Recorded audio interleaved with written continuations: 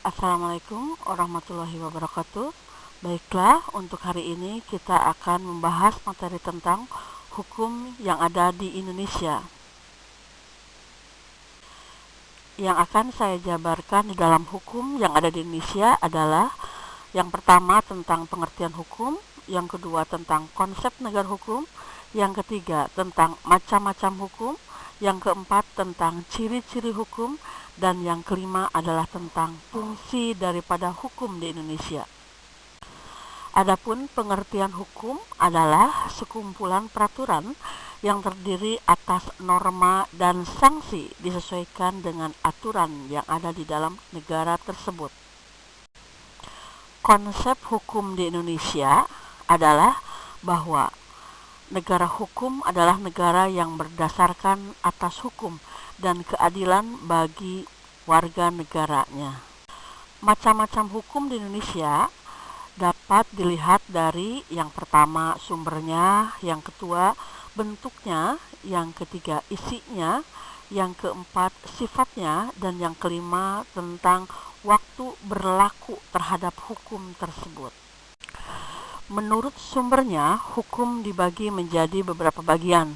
Yang pertama adalah undang-undang, yang kedua convention atau adat kebiasaan, yang ketiga doktrin, yang keempat traktat, dan yang kelima adalah jurisprudensi.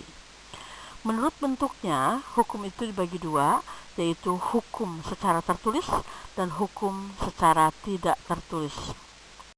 Menurut isinya, hukum dibagi menjadi dua bagian, yaitu hukum publik atau hukum secara umum, yang kedua adalah hukum privat atau hukum pribadi. Dan menurut waktu berlakunya, hukum dibagi menjadi tiga bagian, yaitu ius constitutum, yang kedua adalah ius constituendum, yang ketiga adalah hukum asasi atau hukum alam. Dan menurut sifatnya, hukum dibagi dua, yaitu hukum yang memang sifatnya memaksa, yang kedua, hukum sifatnya adalah mengatur kehidupan masyarakat. Adapun ciri-ciri hukum diantaranya adalah 1. Peraturan tentang tingkah laku manusia di dalam pergaulan antar masyarakat. Yang kedua, peraturan tersebut dibuat oleh berbagai badan resmi yang wajib. Yang ketiga, peraturan tersebut bersifat memaksa. Yang keempat, sanksi terhadap pelanggaran peraturan tersebut dilakukan dengan tegas.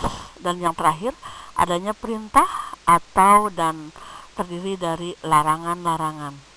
Dan yang terakhir, fungsi dari hukum adalah menertibkan masyarakat dan mengatur pergaulan hidup. Yang kedua, menyelesaikan pertikaian. Yang keempat, memelihara dan mempertahankan tata tertib dan aturan-aturan jika perlu dengan kekerasan.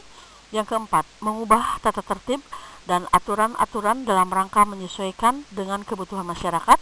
Dan yang terakhir adalah memenuhi tuntutan keadilan dan kepastian hukum dengan cara merealisasi fungsi di atas.